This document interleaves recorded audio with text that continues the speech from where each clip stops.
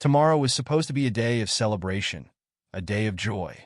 My parents were about to hit 35 years of marriage, and as always, our family would come together to mark the occasion. I had planned everything meticulously. The party, the decorations, the guests, it was all set. But there was one thing left to do: buy the perfect gifts for my parents. I had already decided what I wanted to give them. My father had always dreamed of a car, something new, sleek, and elegant, a reward for his hard work over the years. And for my mother, I wanted to give her a scooter, something fun and practical she could use every day. It wasn't just about the material value. It was about giving them something that showed how much I appreciated them. A car and a scooter. It felt right. But Maria didn't see it that way. The moment I brought up the idea of spending all our savings on these gifts, she shot me down. "This is ridiculous," she'd said, her voice tight with frustration. "We can't afford this. It's stupid." It was the same argument we had every time I made a big decision like this. She thought I was reckless with money. She was always the practical one, the one who worried about the future, who counted every penny. Me? I was the dreamer, the one who wanted to make grand gestures. But this was different. I had made up my mind. We fought about it in the car, on the way to the store. Her voice got louder, more exasperated. She didn't understand why I wanted to spend so much. "You're going to throw away our savings for this? For them?" she asked, her words sharp like knives. "This is insane." But I was determined. This was my way of showing my parents how much I cared, how much I appreciated them. So I pressed forward, ignoring her protests, convincing myself that I was right. "You don't get it," I said, my voice hardening. "I've already made the arrangements. It's done. Don't you want them to be happy?" She didn't respond immediately. Instead, she looked out the window, her jaw set, a frown etched into her face. The silence between us grew heavy. I could feel the tension, but I didn't know how to break it. I had spent the whole week looking forward to this day, excited to give my parents something that would make them feel special. But now, with Maria so upset, it felt like the whole thing was turning into a burden. When we arrived at the dealership, I didn't wait for her to say anything more. I led her to the car, the one I knew my dad would love, and started signing papers, making arrangements, and finalizing everything. Maria stayed quiet, her arms crossed, her eyes narrowed as she watched me. I could tell she was still angry, but I didn't care. This was happening. The gifts were already paid for. On the way back, the silence between us was almost suffocating. I loaded the scooter into the trunk. Not a word exchanged between us as we drove back home. The drive was long. Every second stretched on, as if the car itself was carrying the weight of our unspoken disagreement. I could feel her anger still simmering under the surface, but I couldn't bring myself to address it. The whole idea of the anniversary, the celebration, had become tainted. What was supposed to be a day of joy was now clouded by a growing rift between Maria and me. It wasn't just about the gifts anymore. It was about something deeper, something we hadn't dealt with in years. When we arrived home, I unloaded the scooter with little enthusiasm. The day should have felt like a victory, but all I could think about was the growing distance between Maria and me. I could hear her moving around in the house, but she hadn't said a word to me since the car ride. I went into the bedroom to get ready for the party. As I stood in front of the mirror, adjusting my tie, I caught a glimpse of myself, a man who had just spent everything for a moment that wasn't even his. Was I selfish? Was this what I had become? The thought lingered, but I pushed it away. Tomorrow, everything would be fine. It had to be. But deep down, something told me this wasn't just about the gifts anymore. It was about the choices I'd made, the risks I'd taken, and the lines I had crossed. And somehow, in the midst of all the preparation and excitement, I couldn't shake the feeling that I was losing something far more important than money. I glanced at the clock. The party was about to begin. And Maria? She hadn't even come to check on the gifts yet. The day of the anniversary arrived.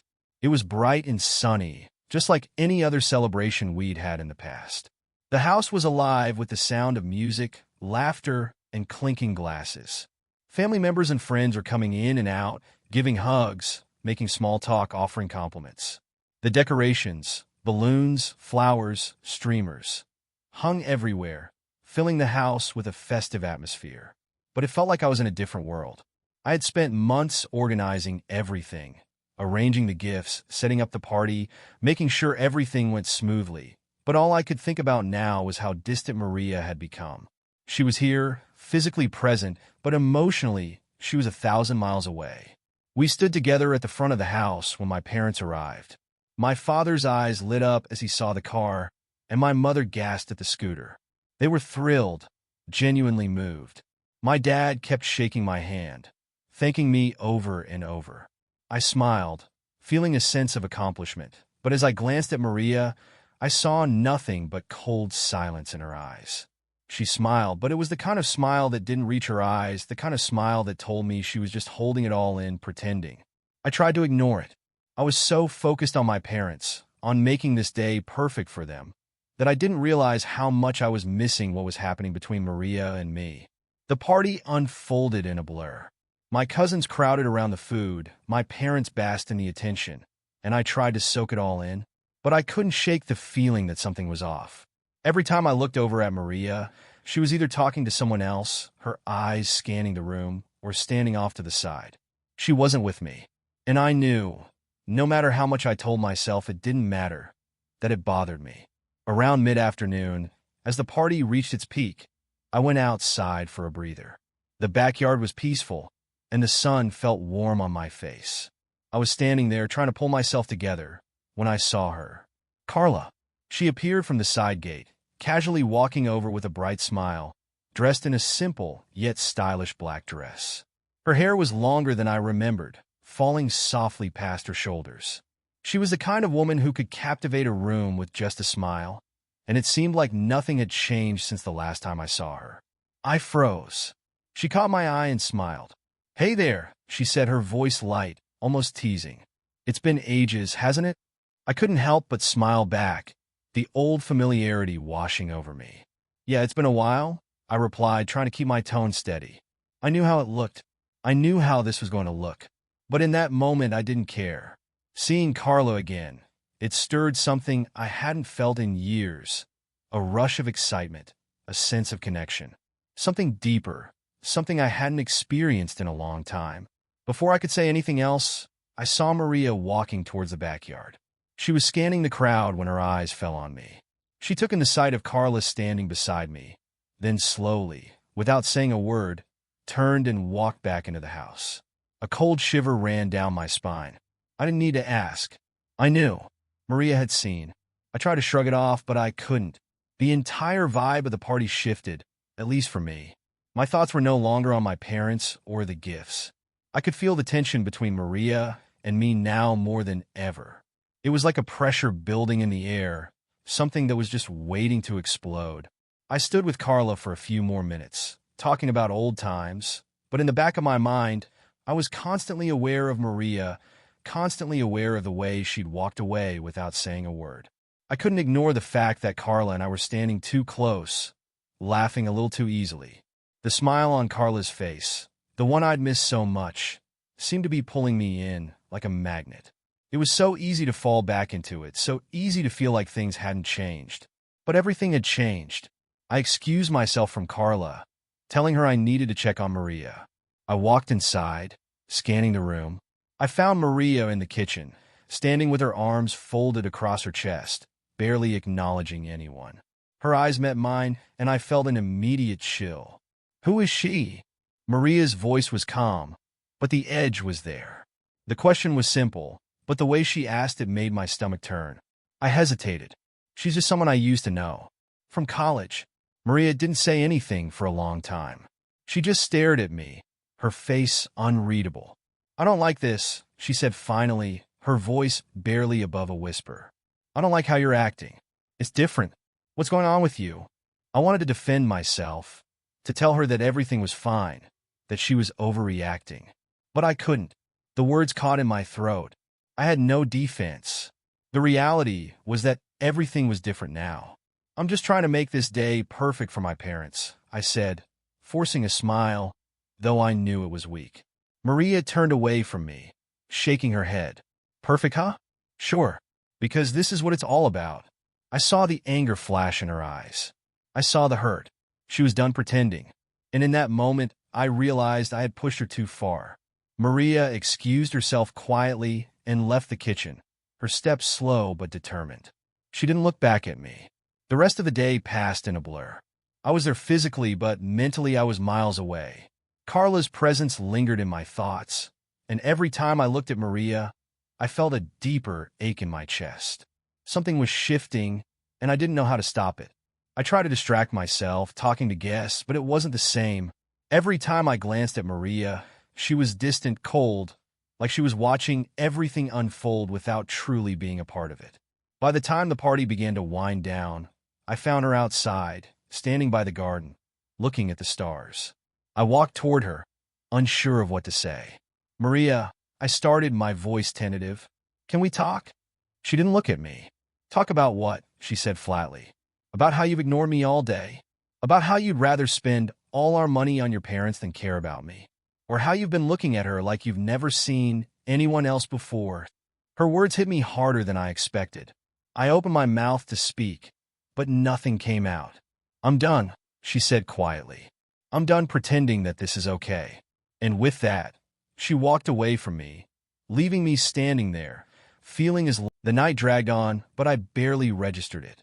The guests slowly filtered out, one by one, leaving me standing in the quiet aftermath of what was supposed to be a joyous occasion. The house felt empty, even though it was still filled with the remnants of the party. Balloons scattered across the floor, half-drunk glasses of wine, the echo of laughter that had once filled the space now gone. But it wasn't the house that felt empty. It was me. Maria had retreated to the bedroom without a word. I had tried to approach her after she'd stormed out earlier, but she hadn't even glanced my way. She was hurt. I knew that, and I couldn't blame her. But in the back of my mind, there was this nagging feeling, this insistent little voice that kept saying, "You've already lost her." I didn't want to believe it. I had spent all my energy making sure everything for the party was perfect, but the truth was I had neglected the most important thing, Maria, my wife. I stood in the kitchen, staring at the half-eaten cake on the counter. My mind replayed the argument we'd had earlier, over and over again. The words we said, the things we didn't say, the looks we exchanged. But it all felt so far away now, so disconnected from what I thought we had. I heard the soft click of the bedroom door opening, and I turned to see Maria standing there. Her eyes were red from tears, and her posture was stiff, like she was bracing herself. "Are you okay?" I asked, but I could already tell by her face that she wasn't. She wasn't okay. None of this was okay. She didn't respond immediately. Instead, she walked past me and into the living room, pulling out the chair at the dining table and sitting down with a heavy sigh. She rubbed her eyes, trying to gather her thoughts. "You've spent all this money on your parents," she finally said, her voice quiet but firm. "But where was I in all this? Did you even stop to think about how this was going to make me feel?" I wanted to argue, to tell her that I had good reasons, that it was for them, for their anniversary, but that didn't feel like the truth anymore. The truth was that I had been so caught up in making everyone else happy that I had forgotten about the person who mattered most. "I didn't mean to hurt you," I said, the words sounding hollow even to me. "I thought you would understand. I thought you'd be happy for them. For us." Maria scoffed, shaking her head. "Happy? You've spent everything, Ethan. Everything. And for what? To impress your parents?" Her eyes flashed with a mix of anger and hurt. "You've crossed a line. You've ignored me. And now you expect me to just forget about it." I didn't know how to answer that. I didn't know how to make it right. The silence between us was heavy, suffocating. For the first time in years, I felt completely out of control. And then came the bombshell, the one thing I hadn't expected, the thing that would forever change everything. "I don't think I can keep doing this," Maria said, her voice barely above a whisper. Her gaze locked onto mine, and for a moment, it felt like everything else in the room faded away. "I don't think I can keep pretending that this marriage is okay." I felt my heart drop, a cold shock running through me. "What are you saying?" I asked, even though I already knew the answer. Maria stood up, her eyes clouded with tears. She turned her back on me, unable to look at me anymore. "I don't know, Ethan. I can't do this anymore. You've changed. We've changed." She paused, as if weighing her next words. Maybe it's time for us to face the truth. A lump formed in my throat. I couldn't breathe. This wasn't supposed to happen. This wasn't how it was supposed to be. The anniversary. The gifts. Everything. I had done everything to make her happy. To make them happy. But somewhere along the way, I had forgotten about us. Maria moved toward the door, her footsteps slow, deliberate. I'm going to stay at my sister's tonight. I just need some space. The finality in her voice hit me like a physical blow. She was leaving. Not permanently, not yet, but she was stepping away. She was done. I didn't stop her. I couldn't. Instead, I stood there, rooted to the spot, watching as she grabbed her bag and walked out the door, her figure disappearing into the night. Hours later, it was late. The house was silent, and the weight of what had happened hung heavy in the air. I sat in the living room, staring at nothing, feeling my chest tighten with each passing minute. I kept telling myself that Maria would come back, that she just needed some space, that she would calm down, and we could talk about it. But deep down, I knew it wasn't that simple. We hadn't been okay for a long time, had we? This was just a tipping point, the culmination of everything that had been building under the surface. I reached for my phone, half expecting Maria to have messaged me, but the screen remained blank. No calls, no texts. I scrolled through my contacts and paused. There was Carla's name. I hadn't thought about her much in the past few years. But tonight, with everything falling apart, it was hard to ignore the pull. She had always been there for me when I needed someone to talk to. And in that moment, with the silence suffocating me, I knew I needed something more than the empty void that Maria's absence had left. I needed connection. I stared at Carla's number for a long time, my finger hovering over the screen. Then, without thinking, I typed a message. Hey, I know it's been a while, but do you want to talk? It was simple, innocent. But the moment I hit send, I felt the weight of it. The decision. The line I was crossing. I didn't know what was going to happen next. But I knew that something had broken between Maria and me. Something that couldn't be fixed by gifts or good intentions. And I wasn't sure if I could come back from it. I didn't sleep that night. The hours dragged on, the silence of the house suffocating me. Every creak of the floorboards, every whisper of wind through the cracked window seemed to echo in the emptiness. Maria's absence felt like a constant pressure in my chest, the weight of it pressing down with every breath I took. I kept telling myself that she just needed time. She would come back, we'd talk, we'd fix things. I wanted to believe that. But the doubt gnawed at me, relentless. The message I'd sent to Carla lingered on my phone, unread. I had told myself that it was just a way to pass the time, a way to distract myself from the mess I had created. But deep down, I knew I was looking for something. A connection. A way out. By morning, I still hadn't heard from Maria. My stomach churned as I realized that, despite everything, I had no idea where she had gone. My thoughts kept drifting back to that moment when she had walked out the door, the coldness in her eyes as she said she needed space. She hadn't told me when she would come back. She hadn't told me anything. I couldn't sit still any longer. I grabbed my keys, my hands shaking slightly, and decided to head over to her sister's house. Maybe she was there. Maybe we could talk. I needed to fix this, needed to explain myself before things spiraled further. The drive was torturous. Every stoplight, every slow-moving car felt like it was mocking me. I kept thinking about the choices I had made, the extravagant gifts from my parents, the distance that had slowly grown between Maria and me, and now, the creeping sense that I had lost her for good. When I pulled up to her sister's house, I didn't even bother to knock. I knew Maria. If she was here, she wouldn't want to see me. But I had to try. I had to make her understand that I was still here, that I still cared. I walked up to the door, hesitated for a second, and knocked. No answer. I knocked again, a little louder this time. Still nothing. I felt a knot tighten in my stomach. She wasn't here. The realization hit me like a wave. Maria wasn't just gone for the night. She had left. Left for good, maybe. I turned to walk back to my car, but that's when I heard a voice behind me. Looking for someone? I spun around, startled. Carla stood there, leaning against the gate, a faint smirk on her lips. She was dressed casually, but there was an unmistakable air of confidence about her. She knew why I was here. Carla, I said, trying to sound calm. What are you doing here? Her smile widened. I could ask you the same thing. But from the looks of it, it's not your wife you're looking for, is it? I didn't answer. I couldn't. The truth was too obvious. Carla pushed herself off the gate and walked toward me, her eyes locking onto mine. You really messed things up, didn't you? She said, her voice soft but pointed. I felt a sharp pang in my chest, but I didn't respond. What could I say? I had messed things up, beyond repair it seemed. She studied me for a moment before her gaze softened. Listen, I know you're going through a lot right now, she said, almost sympathetically. But don't make this harder than it needs to be. You know what's happening between us. You've known for a while. The words hit me like a blow to the gut. Between us. She was right. The attraction had been there, always there, but I had convinced myself that it was just some fleeting thing, something I could ignore. But now, standing in front of Carla, I couldn't pretend anymore.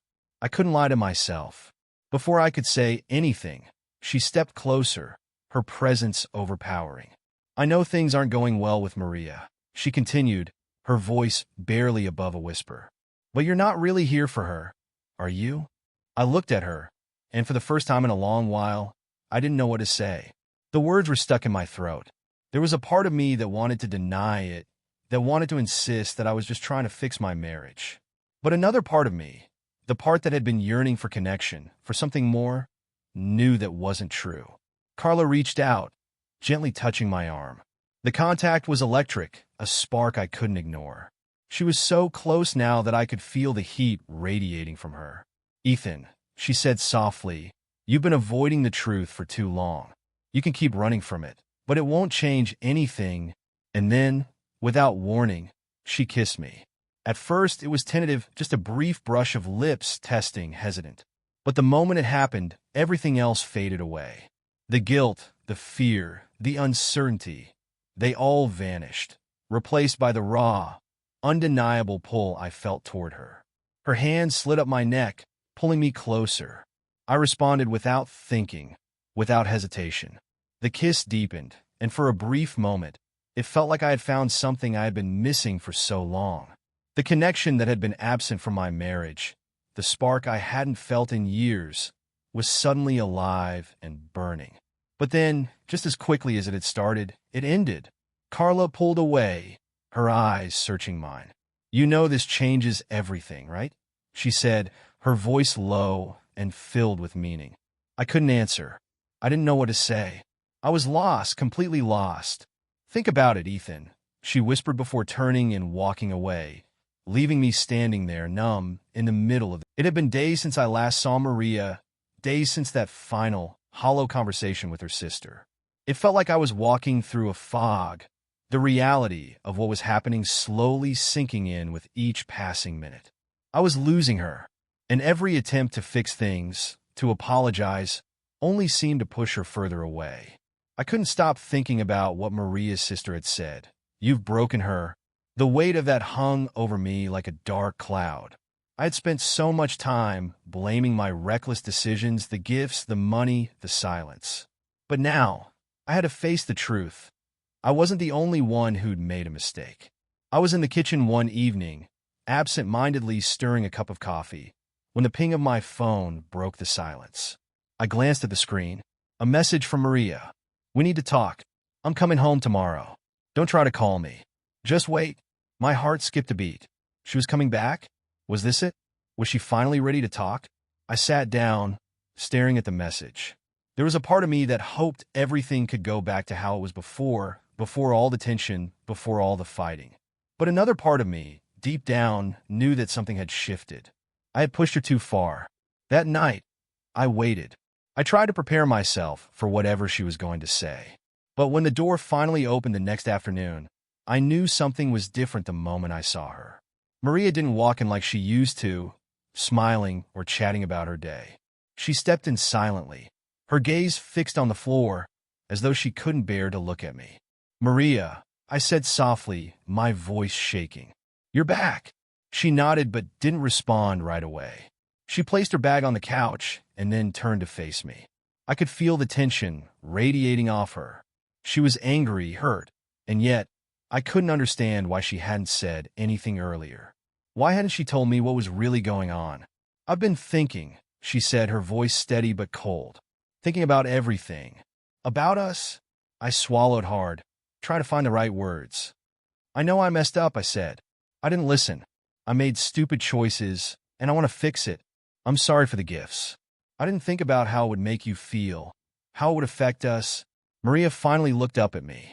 Her eyes were bloodshot, like she hadn't been sleeping well, but her expression was unreadable. It's not about the gifts, Ethan, she said. It's about the lies.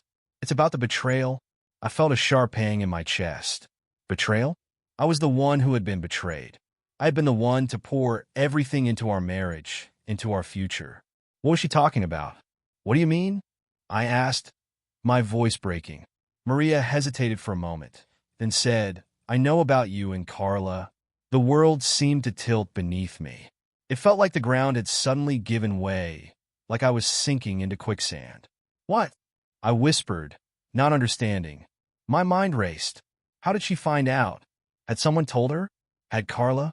She crossed her arms, her expression hardening. I saw the messages, Ethan, the texts, the flirtation, the things you said to her. Her voice shook, but there was no mistaking the fury behind it. You think I didn't notice the way you looked at her? The way you were acting? All of this whole mess, it's not just about the gifts. It's about you turning to her while I was here, trying to hold it all together. I felt like the air had been knocked out of me. Every ounce of my disbelief, of my guilt, came crashing down at once. I opened my mouth to speak, but the words wouldn't come. She knew. Maria, it's not. I started, but she cut me off. Don't even try to justify it. I'm not stupid, Ethan. I know what's been happening. I stood there in stunned silence, unable to process the reality of it all. How had I missed the signs? How had I not realized that Maria had been watching me so closely, that she knew what I was doing, what I was feeling? For a long moment, neither of us spoke. Then Maria walked past me, heading toward the door. I need space. Time to think, she said quietly, without looking back. Maria, please, I pleaded, my voice desperate. But she didn't turn around. She simply walked out, leaving me alone in the room. I stood there for what felt like an eternity, the weight of everything crashing down around me. My marriage, my choices, the lies I had told myself, everything was unraveling. The guilt of the affair I'd had with Carla, the betrayal of my wife, the recklessness of my actions, it all hit me like a freight train. I had crossed every line there was to cross, and now Maria had crossed her own. I looked around the house, the place that had once felt like home. The walls seemed to close in on me, suffocating me with the reality of what I had done. There was no going back now. The party had started off as if everything were normal. The laughter, the clinking of glasses, the chatter about the years gone by, everything seemed perfect, at least from the outside. Ethan's parents were glowing with happiness as they celebrated 35 years of marriage. But for me, nothing felt right anymore. Maria had withdrawn from me completely, and as the evening progressed, I could feel the distance between us like a tangible wall. I had spent weeks trying to make this day special. The gifts I had bought for my parents, the expensive car and the scooter, were meant to be a testament to how much I cared for them. But what I didn't realize was that the price I paid wasn't just in money, but in the growing divide between Maria and me. I thought I could fix it all, that the celebration would somehow heal the cracks that had formed between us. But I was wrong. I had barely noticed the way Maria and James were interacting. They were standing together, laughing a little too close, sharing inside jokes, and there was something about their chemistry that unsettled me. It wasn't just friendly. The way they leaned into each other, the slight touches on the arm, it all felt off. I told myself I was being paranoid, but the more I watched, the more I couldn't shake the feeling that something was wrong. As the evening went on, the atmosphere shifted. More of the guests had arrived, and the party was in full swing. My mom and dad were busy chatting with family friends, leaving us with little more than awkward small talk. Maria had been sitting next to me at dinner, but at some point, she excused herself and walked toward James. It wasn't strange in and of itself. Family was mingling after all, but the way they were talking, the closeness, the quiet exchanges, it was too much to ignore. And then it happened, the subtle moment that would change everything. As the music played, and the others were distracted by a toast to my parents' health, I saw James pull Maria a little to the side. They spoke quietly for a moment, and the smile on Maria's face was one I hadn't seen in ages. A smile that wasn't for me. That was when I realized it. The look in her eyes wasn't just one of frustration or sadness. It was the look of someone who had already moved on, and was making it known to someone else. In front of me, in front of my family, she had already chosen to betray me. I could feel my heart pounding in my chest as I stood there, rooted to the spot, unable to tear my eyes away from the scene unfolding before me. My brother's hand brushed against her back. It was all so subtle. Nothing overt, nothing too explicit, but everything about the way they were moving, laughing, the way their bodies gravitated toward each other, left no doubt. The worst part? I wasn't sure if they even cared that I was watching. Maria, the woman who had once promised to love me through thick and thin, was now playing a different game, one I wasn't even invited to. It was happening right under my nose, and yet no one seemed to notice the way my world was crumbling. I tried to hold it together. "Ethan, are you all right?" my mother asked, noticing my pallor. But it was too late. It wasn't about the celebration anymore, not about my parents' anniversary. It was about the complete devastation I was feeling in that moment. Maria had already made her choice. I was left standing there, watching her, and I could feel the weight of the betrayal like a physical blow. But I couldn't react. Not now, not in front of the family. Not without destroying everything. The evening continued on as if nothing had happened. The guests were oblivious. But for me, there was no pretending anymore. The night dragged on after that moment. I wish I could say it was some kind of catharsis, that something snapped and everything fell into place. But it didn't. I watched as Maria and James continued to play their game. At first, it was subtle, like a joke between them, something private and unspoken. But as the evening wore on, I could see how they moved closer, how their body language shifted. The distance between them and me couldn't have been greater if they tried. I was a ghost at my own family celebration. I told myself I had to do something, confront her, talk to her. But every time I moved toward Maria, I felt a knot tighten in my stomach, a warning sign that everything I had believed in, everything I thought we were, was slipping away from me. I couldn't even bring myself to speak to her directly. What was there left to say? And then, just when I thought I might be able to salvage something of the evening, Maria disappeared. I searched for her, but there were no signs. She wasn't in the room where the family was gathered. I checked the backyard, the side rooms, even the kitchen. Then I saw it. The door to the guest room was slightly ajar. The sounds of muffled laughter drifted out. James's voice. I froze. I knew what was happening. The air grew heavy with the realization. Maria and James weren't just talking anymore. They were alone, together. I couldn't do it anymore. I couldn't pretend. I turned away, my heart racing as I made my way back to the party, back to the oblivious family, trying to put on a mask that would never fit again. Later that night, I found myself sitting in the corner of the room, alone, watching everyone else. My parents were still celebrating, completely unaware of what was happening right under their roof. The joy they had in their 35 years of marriage felt so distant, almost foreign to me now. How could I ever look at them the same again? How could I ever believe in that kind of love when it felt like it had been ripped from my own hands? Maria didn't come back to the party after that. I didn't know where she was or what she was doing. I didn't want to know. But when I did finally see her, it was in the early hours of the morning after everyone had gone home. The family had left, the guests had disappeared, and the house felt hollow. Maria stood in the doorway of our bedroom, her face a mask of both guilt and defiance. I could see it in her eyes. She was ready to justify everything. I didn't say a word. What could I say? She opened her mouth to speak, but I raised my hand to stop her. There was nothing left to say. She had made her choice, and now I had to make mine. I spent the rest of the night in silence, knowing this would be the last time we would ever celebrate anything as a couple. I wasn't angry, not at first. I was just numb, devastated, and exhausted. Maria had taken the one thing I thought we had left, the trust we'd built over the years, and destroyed it in front of my family, in front of everyone who mattered. The betrayal wasn't just about the affair. It was about the way she had chosen to humiliate me, to hurt me where it would be most painful. When the sun finally began to rise, I knew it was over. The marriage, the plans, the future we had talked about, none of it meant anything anymore. I couldn't go back to the way things were. Even if I wanted to, I wasn't sure what I would do next. The silence between Maria and me felt suffocating. And for the first time in years, I didn't know who she was anymore.